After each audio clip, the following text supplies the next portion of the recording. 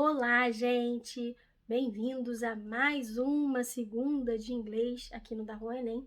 E hoje a gente vai falar de 3 classes de palavra, né? Que são consideradas keywords. O que é isso? Palavras-chave para fazer a prova de inglês do Enem, né?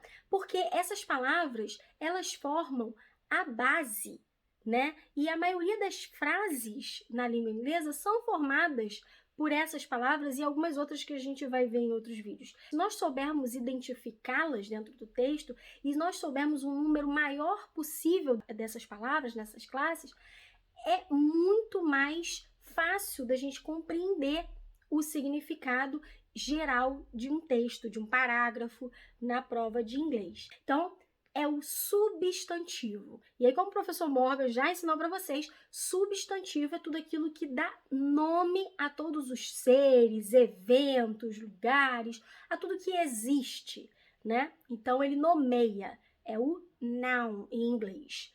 E é sempre muito importante para estudar para o Enem, a gente ter sempre um caderninho lá, vai montando listas de palavras. E aí você bota lá, nouns, lista de nouns que mais eu vi nas provas antigas do Enem. Então, é muito interessante que vocês tenham esse dicionário, sempre que for estudar para provas antigas, dá uma olhada, porque noun é uma base importantíssima da língua, né? A maior parte das frases, como eu já falei, são formadas aí por nouns e adjectives e verbs, mas verbs a gente vai ver num outro vídeo. Então, hoje a gente está vendo aí, já dei o spoiler, que agora a gente vai falar dos adjectives ou adjectives. Pode pronunciar como você preferir.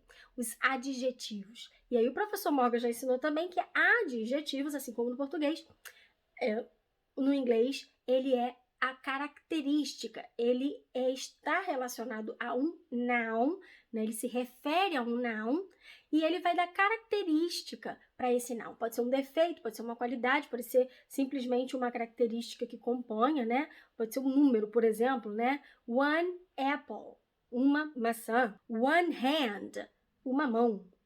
Uma mão, não é mamão, gente, de fruta, né? Uma mão. Então, one é um número, e vai ser utilizado aqui como adjetivo, toda uma característica. Eu disse uma mão, ok? Normalmente no inglês, o adjetivo tem aquele mistério, né? É o contrário.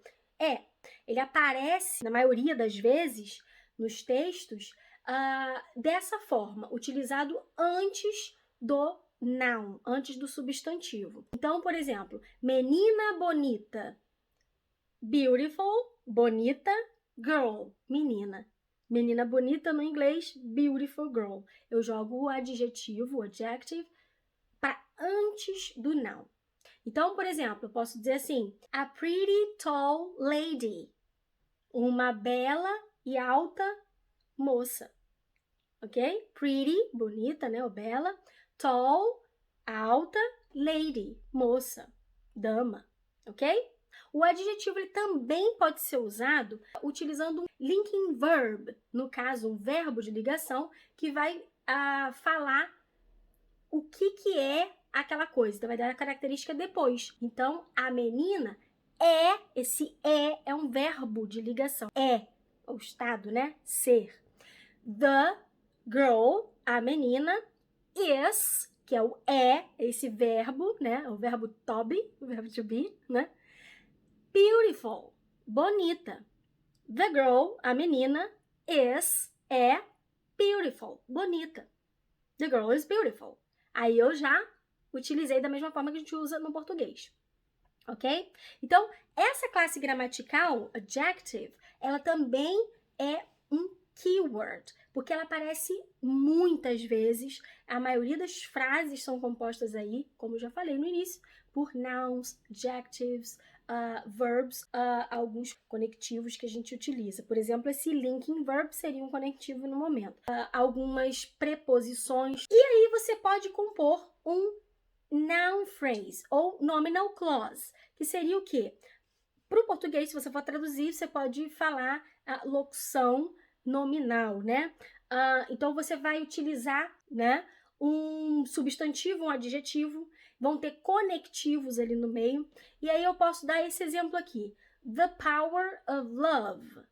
the power, olha o artigo the, que é o. No caso aí, power é poder, então ele é um substantivo, the power, o poder, of, que é uma preposição, como eu falei para vocês, ela está ligando ali, né? Power, poder de quem? Of love. Love, amor. Então, do amor. Ok?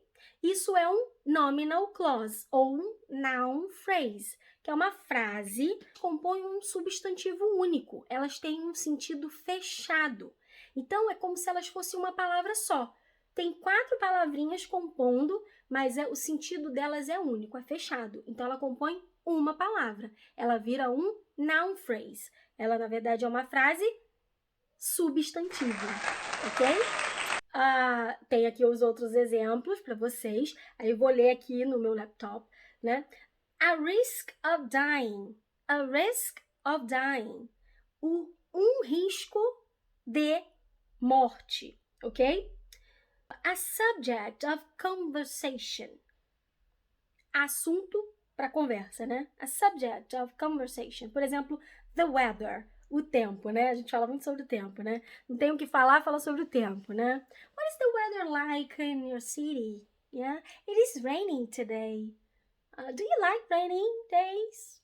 I don't know, you know? It is hot today, isn't it?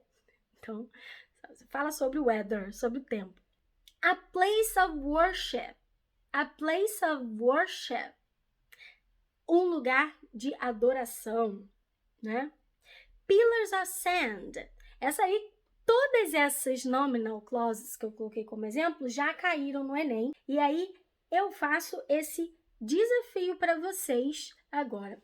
Vão às provas antigas do Enem e procurem lá por nouns, por adjectives e por noun phrases. E comece o seu dicionáriozinho personalizado logo. Aí você já vai começando a colocar lá. E se quiser, deixa aí pra gente em comentários quais foram pelo menos um noun, um adjective e um noun phrase que você encontrou no Enem. Ok?